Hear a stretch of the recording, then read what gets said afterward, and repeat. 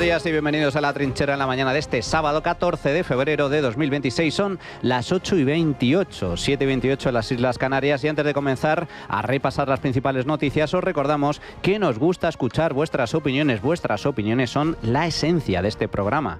Hoy preguntamos, ¿qué debería hacer María Guardiola en Extremadura? Podéis participar a través del número de WhatsApp al que nos podéis enviar vuestras notas de audio. En nuestro espacio de tertulia iremos escuchando vuestras opiniones. El teléfono es el 689 33 74 44, repito, 689 33 74 44. También podéis opinar y contactar con nosotros a través de nuestra cuenta de Twitter, @trincherallamas. Además, os recordamos que tenéis disponible la playlist de La Trinchera con todas las canciones que suenan en el programa. La podéis encontrar en Spotify. Ahora sí, vamos a repasar la actualidad esta semana con Javier García. ¿Qué tal, Javier? Buenos días, ¿cómo estás? ¿Qué tal, Manuel? Buenos días. Las elecciones y los pactos es una de las noticias principales de esta semana. Han pasado 6 días desde que se produjeron las de Aragón. Eran unos comicios importantes por varios motivos. Uno de ellos por la lectura que se podía hacer en clave nacional. Si algo quedó claro el pasado domingo es que ya no vivimos en una época donde se puedan producir mayorías absolutas, que Santiago Abascal está más en auge que nunca pese al cambio que se ha producido en su partido y pese a apartar de la militancia a muchos diputados. Y también quedó demostrado que el Partido Popular no tiene, en Aragón por lo menos, el apoyo que le gustaría alcanzar. Perdió 2 diputados respecto a 2023.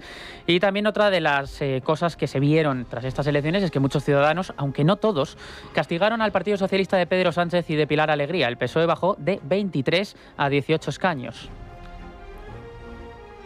Es evidente que el resultado obtenido no es el resultado que el Partido Socialista hubiéramos querido, porque no es un buen resultado. De hecho, cualquier resultado que no nos permita gobernar, que no nos permita conformar gobierno, nunca será un buen resultado. Alegría y Sánchez llevaron a los socialistas de esta comunidad a igualar su peor resultado histórico, que fueron esos 18 escaños que cosecharon en el año 2015. Pese a todo, el presidente del gobierno se ha negado en estos días a valorar los resultados, mucho menos hacer autocrítica. No es que sea una novedad, porque tampoco valoró los resultados esa derrota del Partido Socialista en Extremadura, y esta semana, en la sesión de control al gobierno, le preguntó Alberto Núñez Feijóo al presidente, pero, como decimos, se negó a contestar. Después de perder todas las elecciones en los últimos años, las generales, las europeas, las extremeñas, las aragonesas, ¿tiene previsto rectificar algo? Muchas gracias. Usted me pregunta por si este es un gobierno responsable o no. Esa es su pregunta. Este gobierno es responsable, entre otras cosas, porque da la cara. He estado aquí 5 o 6 horas. El ministro Puente ha estado... No, por supuesto, déjenme hablar, señorías. Déjenme hablar. El ministro Puente ha comparecido en 2 ocasiones en las Cortes Generales, en el Senado. Bueno, la realidad es que los malos resultados electorales han tensado mucho la situación dentro del Partido Socialista. Pese a que Sánchez no diga nada, quien sí lo ha hecho ha sido esta semana el ministro el ministro Óscar Puente. Lo ha hecho también de una forma bastante cuestionable. Ha insinuado, vamos a escuchar, ha sido Óscar López, perdón, no Óscar Puente, Óscar López, insinuando esta semana que el fallecido Javier Lambán, de su propio partido, del Partido Socialista, no hizo una oposición suficiente para desgastar al Partido Popular y no desgastar lo suficiente a Azcón. Por eso insinúa Óscar López que el Partido Socialista no ganó las elecciones. Creo también que antes de la llegada de Pilar Alegría, el partido en Aragón, encabezado por el señor Lambán, que yo en su día tuve una excelente relación con él, pero lo digo desde el respeto, pero desde mi punto de vista, en lugar de hacer oposición al señor Azcón, se dedicó a hacer otra cosa. Por cierto, muchas veces con argumentos que eran de la derecha, por lo tanto también el PP no tenía un desgaste que tenía que haber tenido. Hay que ser miserable, hay que ser inmoral para culpar de la derrota del Partido Socialista a un fallecido, el señor Javier Lambán, que falleció el año pasado y que gobernó Aragón con el PSOE. ¿Y de quién culpa de la derrota Óscar López y por lo tanto el PSOE del señor Pedro Sánchez? A Lambán. A Lambán. Hay que ser miserable, hasta tal punto es miserable que, bueno, pues muchos de los líderes del Partido Socialista, muchos de ellos de Aragón, han salido en tromba a criticar estas lamentables palabras. Porque hay que tener poca vergüenza para culpar o responsabilizar a un fallecido del desastre, del batacazo que se ha pegado el PSOE, no solo en Aragón, también en Extremadura, y pasará lo mismo en Castilla y León, y pasará lo mismo en Andalucía, y pasará lo mismo en todas las regiones en donde se celebren elecciones. Porque lo que está castigando el electorado, lo que está castigando España, es el sanchismo, es a Pedro Sánchez, es a esta deriva suicida en la que nos está metiendo el gobierno de Sánchez, el gobierno del PSOE, esta panda de incompetentes, de sectarios y de tuercebotas. Desgastar al PP, eso es lo que decía Óscar López. El gobierno ha sido muy crítico con el Partido Popular y le ha acusado precisamente en numerosas ocasiones de hacer precisamente eso, una oposición destructiva para desgastar al gobierno. Miren, por ejemplo, el 5 de enero, escuchen a José Manuel Álvarez, tras la detención de Nicolás Maduro, cómo acusaba precisamente al Partido Popular de eso, de hacer una oposición destructiva. El Partido Popular siempre ha utilizado Venezuela como una baza de desgaste, y es absurdo porque no lo consigue, evidentemente, porque ningún gobierno ha hecho tanto por el pueblo de Venezuela como este gobierno. Los mismos que critican la oposición destructiva que hacen otros creen que su partido no hizo una oposición destructiva suficiente para desgastar a Azcón. Las palabras de López han sido incluso criticadas dentro del Partido Socialista por personas que no se caracterizan precisamente por no ser sanchistas. Es la propia Pilar Alegría quien calificó de error culpar a otros del resultado del Partido Socialista en Aragón y desautorizó así a Óscar López. Y pese a obtener más diputados, el Partido Popular en Aragón tampoco puede presumir de haber cosechado un buen resultado electoral, porque los populares, liderados por Jorge Azcón, perdieron 13.000 votos. Queda demostrado que el Partido Popular no encuentra la fórmula contra el partido de Santiago Abascal, con quien inevitablemente se tendrá que poner a negociar. Azcón dijo esta semana en Telecinco que esas conversaciones con Vox han empezado ya. En Aragón hemos iniciado los contactos, hemos empezado a mandarnos mensajes y WhatsApps para tener reuniones de trabajo, y es lo que hay que hacer, trabajar con voluntad de no bloquear, sino de ponernos de acuerdo en lo que nos une para poder formar un gobierno. Nosotros vamos a tener reuniones de trabajo que empezarán en los próximos días, y yo lo que voy a hacer es comentar los acuerdos o los desacuerdos que haya en aquellas reuniones. Pero creo que la política adulta nos lleva a tener reuniones donde empecemos a dialogar, a gestionar el resultado de estas elecciones. Y Manuel, comentábamos antes las consejerías que pide Vox en Extremadura. La realidad es que Vox sale muy fuerte, tanto en Extremadura, pero más aún incluso en Aragón, que pasa de 7 a 14 escaños. Una situación que hace que Abascal tenga la llave, como decimos, en varias comunidades. Quién sabe si también en un futuro a nivel nacional, y eso hace que las exigencias de Vox sean pues más altas. Todo ha valido contra Vox, pero la respuesta de los aragoneses ha sido muy clara. Quieren más Vox, quieren más del doble de Vox. Que si el Partido Popular quiere cambiar de políticas, puede contar con nosotros. Pero si el Partido Popular pretende seguir con las mismas políticas que hicieron que tuviésemos que abandonar los gobiernos regionales, tiene al Partido Socialista. ¿Y qué dicen en Vox en Extremadura? Que esa primera sesión de investidura no van a apoyar a María Guardiola. Lo ha dicho Ignacio Garriga. Ahora radicalmente es un no rotundo por respeto a nuestros votantes y porque la señora Guardiola no ha entendido el mandato de las urnas, que es que Vox tiene que tener capacidad para cambiar las políticas y garantía para impulsarlas. María Guardiola se va a presentar a la investidura. Esta sesión va a ser el martes 3 de marzo, donde lo más seguro, como decimos, es que no salga investida presidenta. En este caso no pasaría nada, ya que el plazo no termina. Tiene de plazo hasta el 3 de mayo y hasta ese momento se pueden celebrar, además, todos los debates de investidura que el presidente del Parlamento quiera. Eso sí, si llegados 2 meses después, es decir, hablamos del 3 de mayo, no hay un presidente autonómico en esta comunidad, lo que pasaría es que se disuelven las Cortes y se repetirían automáticamente elecciones. En Aragón sucede algo parecido, también son esas fechas. El 3 de mayo sería la fecha límite para que haya un presidente. aunque aquí en Aragón sí que hay más posibilidades a priori de que se produzca una sesión de investidura en la que Jorge Azcón sí que salga investido presidente. El problema en Extremadura es que no está del todo claro que se pueda alcanzar un pacto, y menos después de lo que está ocurriendo en las últimas horas, porque siguen las subidas de tono en redes sociales entre el Partido Popular y Vox. La disputa entre María Guardiola y los de Abascal ha aumentado después de que el PP retara a Vox a hacer públicas sus peticiones para gobernar. Mientras tanto, además, Guardiola también ha confesado haber llamado primero al Partido Socialista y pedirle su abstención, después de que los socialistas abrieran ese debate irreal para echar más leña al fuego entre la disputa entre PP y Vox. El líder de Vox en la región, Óscar Fernández, ha llegado a acusar en redes sociales al Partido Popular de filtrar de manera interesada manipulaciones sobre lo que piden para entrar en los gobiernos.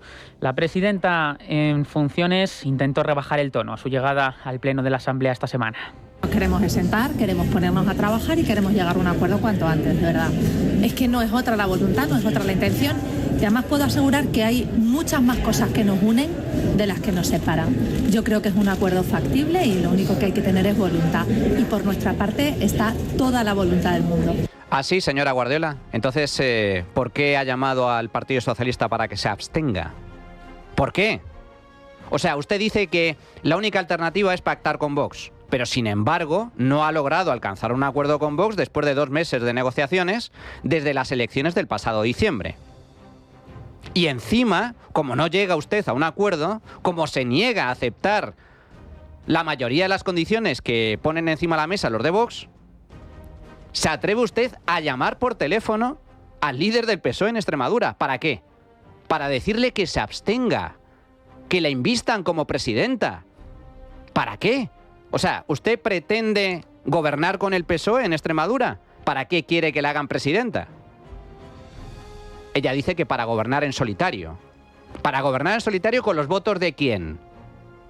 Porque por mucho que la invistan como presidenta, usted no tiene mayoría absoluta para aprobar nada en Extremadura. Nada, absolutamente. A no ser que se apoye. ¿Que se apoye en dónde? Porque esa es la clave. ¿Con quién pretende gobernar usted? ¿Con el PSOE? ¿Con Podemos? ¿Con los mismos que nos están llevando a la más absoluta ruina? ¿A una dictadura, a un régimen autoritario? ¿Con esos pretende gobernar usted? ¿Con esos pretende pactar usted? No, dice, no. No, yo con Vox. Las diferencias son mínimas. ¿En serio?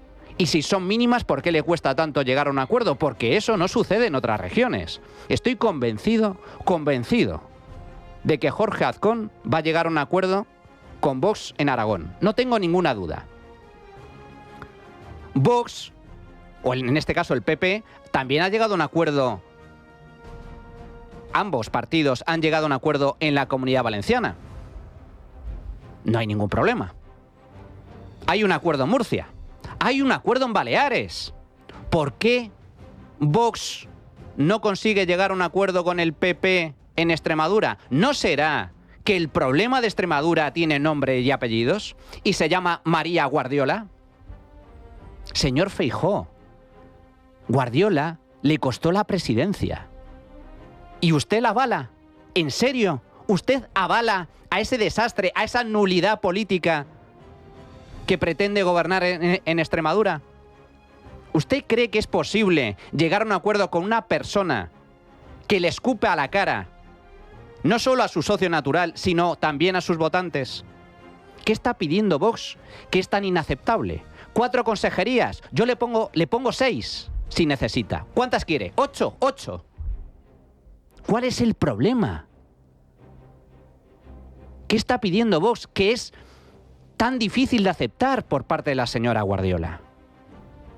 El problema no es lo que pide Vox. El problema no son las consejerías ni las políticas que pone encima de la mesa Vox. No. Ese no es el problema. Políticas que, por cierto, aceptaría cualquier votante del Partido Popular. El problema es que María Guardiola no quiere pactar con Vox. Ese es el problema. Usted verá, pero como haya repetición electoral en Extremadura, mucho me temo que la carrera política de Feijóo acabará tarde o temprano antes de llegar a la presidencia del gobierno.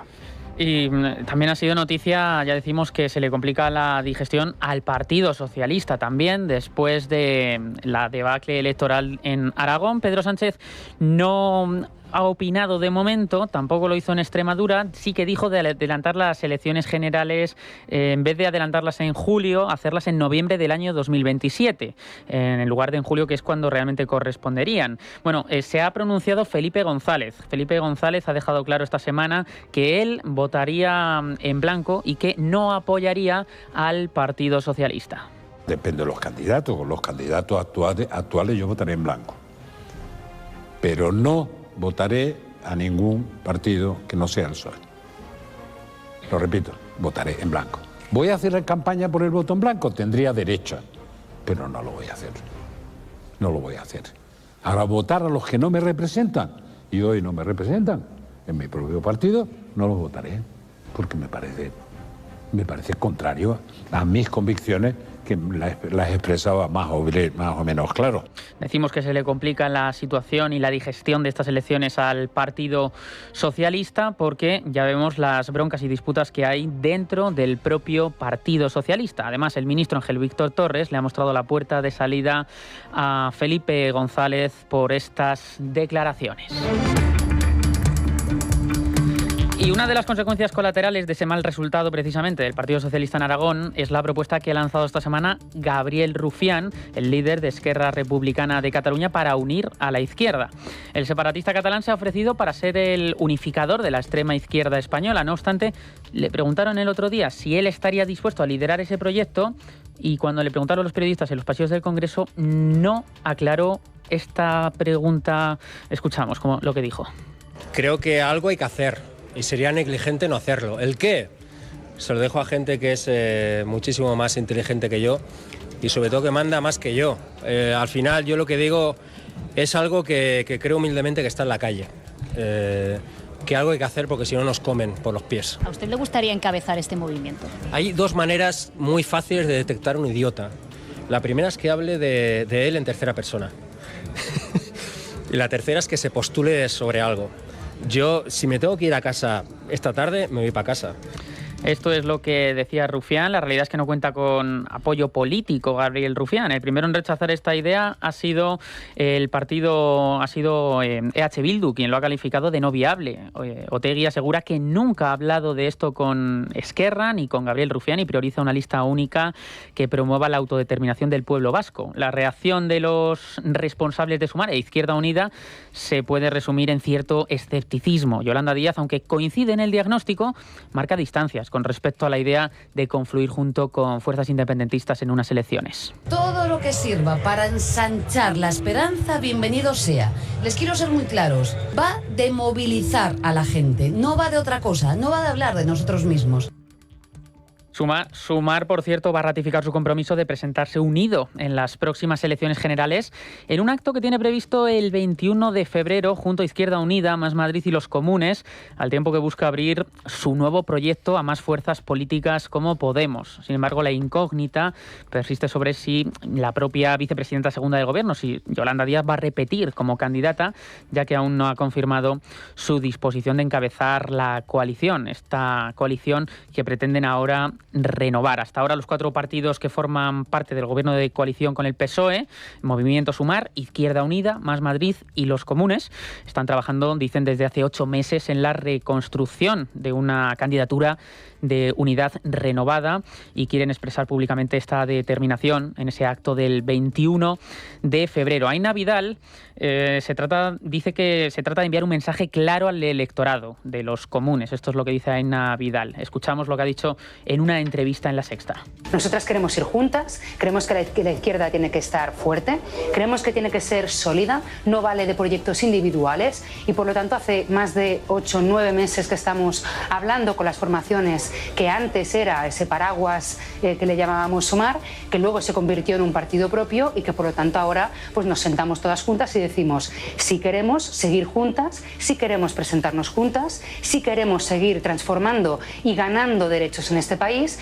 Esto dicen los comunes. ¿Qué dicen en Podemos? Su portavoz, Yone Belarra, critica que la iniciativa política en marcha excluye, dice, sus planteamientos, enfatizan su desacuerdo con esta estrategia y acusan a otros partidos de impulsar una operación que dificulta la unidad para frenar, dice, el avance de la derecha. Llevamos ya mucho tiempo concentradas en una tarea que nos parece crucial, que es volver a poner a la izquierda en pie, porque es evidente que este Gobierno solo está sirviendo para alimentar el malestar que alimenta a la derecha y a la extrema derecha. Lo vemos cada vez que se abren las urnas y nosotras estamos enormemente preocupadas porque necesitamos una izquierda que sea capaz de parar al fascismo, y quien tiene que explicar las cuestiones internas de Sumar pues son los partidos que conforman Sumar.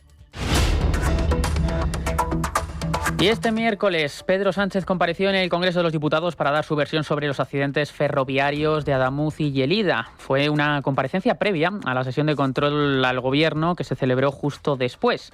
Los principales titulares de Pedro Sánchez fueron casi 6 horas o más de 6 horas de debate, pero los principales titulares se pueden resumir en que considera que su Gobierno no tiene que asumir ningún tipo de responsabilidad por los accidentes ferroviarios, que lo hizo todo muy bien, que su Ejecutivo es mucho mejor que los anteriores y que con él todo funciona mucho mejor que antes. Jesús Úbeda fue testigo de esta nueva jornada parlamentaria. Jesús, buenos días. Shalom, shalom. Compareció Sánchez en el Congreso este miércoles para informar sobre las tragedias ferroviarias de Adamuz y Gélida, esas que se saldaron con 47 muertos, y para desmentir al bardo de Avon, quien, por boca de Macbeth, afirmó que es menor un peligro real que un horror imaginario. El presidente del Gobierno, mientras flotaba en bruma y aire espeso, sin el llanto fermentado, fingióse compungido durante unos minutos y, durante poco más de media hora, alabó el sistema ferroviario español, uno de los mejores del mundo. Si pusiéramos todas nuestras vías en línea recta, todas las 15.000 o 17.000 kilómetros de línea recta, se podría cubrir con ellas la distancia que hay entre las costas del Polo Norte y el Polo Sur. ¿Acaso hay mayor ruleta rusa?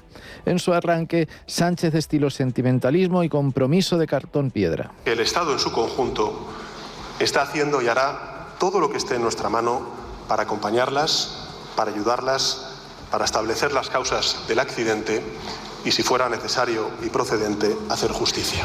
El presidente concluyó su chapa y fue agasajado con un aplauso servil de la bancada socialista y de los miembros del Gobierno, sumándose incluidos. Feijóo pronunció un discurso de médula moral impecable. Les debemos respeto y usted hoy, señor presidente, no se lo ha tenido. ¿Cómo puede venir a hablar de 47 muertos con semejante insensibilidad? Ha comparado lo que ha ocurrido en Adamuz como una anomalía a la que debemos de acostumbrarnos por tener el país con más kilómetros de vías de alta capacidad después de China. Y le ha dicho a las familias de los 47 muertos que ha disminuido usted el 11% de los accidentes. Hay que estar hecho de otra pasta para hacer este cajón desastre y que no se le revuelvan las tripas, señor presidente. El genovés Alfa subrayó que el de Adamuz era un accidente evitable, no una catástrofe imprevisible, y recordó que los maquinistas, su partido o la Agencia Europea del Ferrocarril avisaron al Ejecutivo de que el sistema ferroviario está hecho unos zorros. 15 advertencias en 8 instituciones distintas. Le avisó todo el mundo, les dio igual, y eso ha supuesto 47 muertos. Asuman las consecuencias de sus actos. Y no le quepa duda, los suyos son una negligencia continuada por la que usted y su ministro deberían de marcharse. El líder de la oposición sacó la recortada contra los socios del Gobierno, como Yolanda Díaz. Señora Díaz, comprendo que no tiene que ser fácil convertirse en el juguete roto del PSOE, pero hágame caso, en esta vida hay que tener un poco de dignidad. EH Bildu. De las víctimas que ustedes tienen que hablar primero es de las que mataron apretando el gatillo o impulsando un detonador. O Gabriel Rufián, el niño bonito de la prensa matritense. La nueva esperanza de la izquierda de España. Señor Rufián, enhorabuena. Yo tampoco voy a ahorgar en su proyecto españolista porque igual dura menos que la República Catalana, pero ya usted. Por lo demás, Santiago Abascal recurrió al método Casado y en el mismo discurso habló sobre Bill Gates, Soros, Mercosur, la detención de Maduro, Irán, Groenlandia, la prohibición de las redes o la regularización masiva de inmigrantes. Mejoró mucho, nobleza obliga en su réplica. La portavoz de Sumar, Verónica Martínez Barbero, exhibió un servilismo desvergonzado y atizó a Putin y a Netanyahu por querer transformar nuestras sociedades en una distopía autoritaria. ¡Cucú! Rufián aprovechó su turno para venderse como el nuevo mesías de la izquierda, defendió a Óscar Puente, hizo chistes sobre Real Madrid y rodalíes y tildó de propagandistas a los medios que no le agasajan en los reservados de los restaurantes más icónicos de Madrid. Por cierto, que para la puigdemontonera Míriam Nogueras estamos ante el caos del mal gobierno. Y finalmente, la mascota del BNG dijo grazas y quedóse tan contento. En fin, ¿qué pensará de todo esto Liliana Sáenz de la Torre? Hasta la semana que viene. Gracias, Jesús, pero los incidentes ferroviarios siguen porque esta semana ha habido nuevas incidencias. También es noticia la huelga de maquinistas que el lunes se llevó a cabo, luego finalmente se acabó cancelando, pero en Valladolid se quedaron tiradas hasta 400 personas debido al primer tren de la mañana de las 6:23 que se canceló un Avant destino Madrid. Por cierto, también siguen las investigaciones. La Comisión de Investigación de los Siniestros denuncia ahora que no puede avanzar, dice, por falta de personal y por acumulación de casos. Ignacio Bravo, buenos días. Buenos días. La investigación avanza, sí, pero más lenta de lo que se esperaba desde un inicio. La Comisión de Investigación de Accidentes Ferroviarios denuncia que después de 3 semanas todavía no han podido acceder a las cajas negras de los trenes siniestrados de Irio y Renfe y alegan a la falta de personal y al cansancio de sus escasos trabajadores como causa del enfriamiento de la investigación de lo ocurrido en Adamuz. Desde Adif sostienen que el personal está totalmente exhausto entre los cortes en el eje Madrid-Sur, las inspecciones y arreglos en la vía Madrid-Barcelona y las incidencias en rodalíes y demás núcleos de cercanías. Los trabajadores sostienen que no tienen ni el personal suficiente ni el material necesario para seguir con sus análisis mientras esperan el contenido de esas cajas negras. En paralelo, las incidencias siguen ocurriendo en las líneas de tren españolas, las últimas registradas primero en Irún, donde un tren de mercancías habría descarrilado mientras transportaba 33.000 litros de una sustancia tóxica e inflamable tras la rotura de una vía, aunque afortunadamente en esta ocasión el tren accidentado no llegó a volcar, evitando así una tragedia que habría sido mayor. El resto de incidencias se trasladan a la línea de cercanías debido a las cancelaciones y retrasos constantes en las líneas que unen Madrid con Valladolid, Segovia o Cuenca, debido a esa huelga de maquinistas anunciada para esta semana. En estas localidades se han visto imágenes constantes de aglomeraciones de cientos de personas en los andenes a la espera de los servicios mínimos de tren que en muchos casos han terminado por cancelarse. Hemos estado más de 1 hora esperando. Lo bueno es que ha llegado un tren y nos ha recogido, pero de Parla todavía no han salido. Yo en mi tren justo las de 5 no tenía ningún problema, sí que es cierto que tengo una compañera que en Parla no ha podido ni coger el tren prácticamente, de toda la gente que había. Yo estoy de acuerdo que hagan huelga. Porque están luchando por una situación en la que están pasando, que los trenes están todos estropeados y está muy mal. Mi hija vino de Asturias y había zonas en que el tren bailaba. Las incidencias se han trasladado también a Atocha, donde se han vivido momentos de tensión, como el recogido por uno de los usuarios afectados por estos retrasos y cancelaciones. En un momento de nervios, una trabajadora de Renfe pierde los estribos y le arroja un vaso de agua. Exacto, a coger un tren. ¿Dónde está? ¿Dónde está? ¿Dónde está el tren? ¿Dónde está el tren? Está grabado. Todo esto ocurrió el lunes durante el primer y finalmente único día de huelga de maquinistas después de que los sindicatos anunciaran la desconvocatoria del paro que estaba previsto para los días 9, 10 y 11 de febrero tras alcanzar un acuerdo con el Ministerio de Transportes. Finalmente, Óscar Puente ha sucumbido a las exigencias de los profesionales del sector ferroviario que exigían dotar el sistema de mayor seguridad. Para ello, el Ministerio ha acordado tramitar una tasa de reposición de 3.600 plazas adicionales en Renfe y Adif, aumentar en 461 millones de euros el gasto en mantenimiento, superando así los 1.800 millones totales, aumentar también la flota de vehículos destinados al mantenimiento hasta los 300 y más tiempo de descanso para los maquinistas. Gracias, Ignacio. No solamente, por cierto, las vías y los trenes están sufriendo incidencias, también las carreteras, que en las últimas horas se están convirtiendo en noticia por los numerosos socavones que hay en muchas carreteras de nuestro país. Destaca, por ejemplo, carreteras en Aragón, el mal estado de la conservación, también carreteras carreteras de Castilla-La Mancha. De hecho, Paula Pérez, la subdirectora general de Conservación y Gestión de Activos, ha presentado su dimisión al Ministerio de Transportes. Desde el Ministerio dicen que el ministerio que lidera Óscar Puente, que se trata de algo normal y que se debe a motivos personales y que ya trabajan para suplir su puesto. Pero las carreteras es otro punto muy importante. No funciona nada en este país. Los trenes no funcionan, descarrilan. Alucinante que esa comisión de investigación por el accidente de Adamuz diga que no tiene personal suficiente, que están exhaustos, que todavía no han accedido a las cajas negras de los trenes. ¿Pero esto qué es?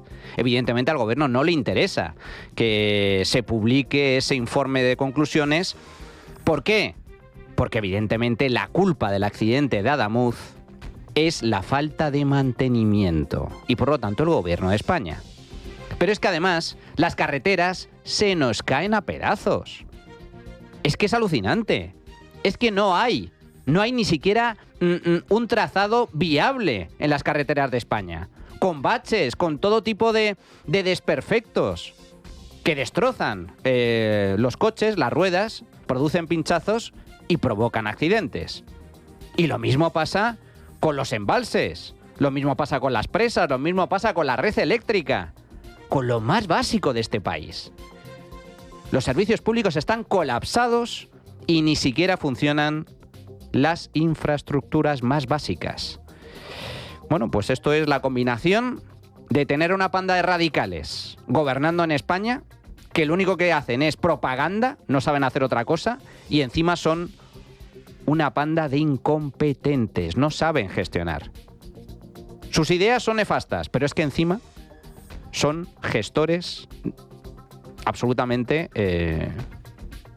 desastrosos. Esta es la realidad. España se nos cae a pedazos, amigos.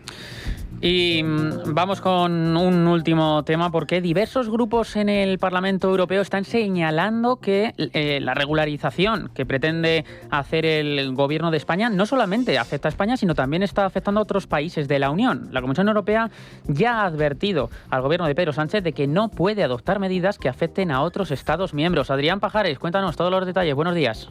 Buenos días. El comisario europeo de Interior, Magnus Brunner, ha lanzado una dura advertencia al gobierno de Pedro Sánchez por la regularización masiva de más de medio millón de inmigrantes irregulares en España. Brunner argumenta que el permiso de residencia no es un cheque en blanco para moverse por Europa. Un permiso de residencia no es un cheque en blanco para moverse por la Unión y, por supuesto, las normas de la Unión Europea deben respetarse. Tenemos normas claras para las situaciones que pueden surgir en el contexto de un plan de regularización en un Estado miembro, y esto es lo que esperamos ver ahora en relación también con las medidas anunciadas más recientemente por España. Además, la Policía Nacional ha emitido una alerta interna para reforzar los criterios de actuación. El motivo, un aumento del 60% en las denuncias por supuesta pérdida de pasaporte presentadas por inmigrantes que intentarían acogerse al proceso de regularización. En muchos casos, la policía ha comprobado que algunas de estas personas tenían antecedentes penales tanto en España como en otros países. Escuchamos a Laura García, portavoz de Jupol. Todo esto demuestra lo que dijimos que iba a pasar, y es que iba a provocar un efecto llamada. Además, ahora se está utilizando a la propia Policía Nacional para cometer un fraude. Esto es una prueba más de la inseguridad jurídica que venimos denunciando desde el principio, que iba a provocar este proceso de regularización extraordinaria, que además ahora está colapsando las oficinas de denuncias.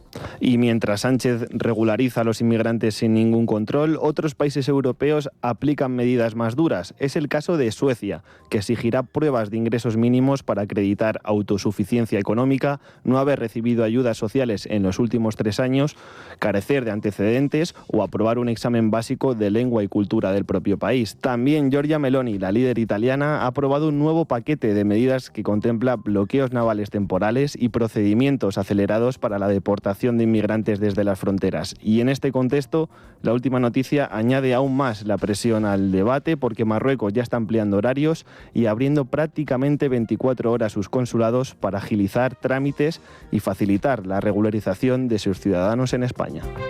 Pues esto es lo que hay. Mientras España abre sus fronteras de par en par a la inmigración ilegal y encima regulariza a los cientos de miles de inmigrantes que están aquí de forma ilegal, de forma irregular, muchos de ellos delincuentes, criminales, El resto de Europa cierra sus fronteras y endurece las condiciones para regularizar y conceder la ciudadanía. España siempre a contracorriente, en la dirección opuesta y en la dirección equivocada. Atención, que no son 500.000 los inmigrantes ilegales que va a regularizar Sánchez. Son como mínimo 1,5 millones. Ya lo avanzamos en su día. Y algunos expertos hablan incluso de 2 y hasta 3 millones de personas. ¿Por qué? Por el efecto llamada. Porque están llegando inmigrantes ilegales de toda Europa a conseguir los papeles aquí en España. Y encima, como pueden decir que han perdido el pasaporte y vale cualquier documento que se puede falsificar, esto va a ser un coladero.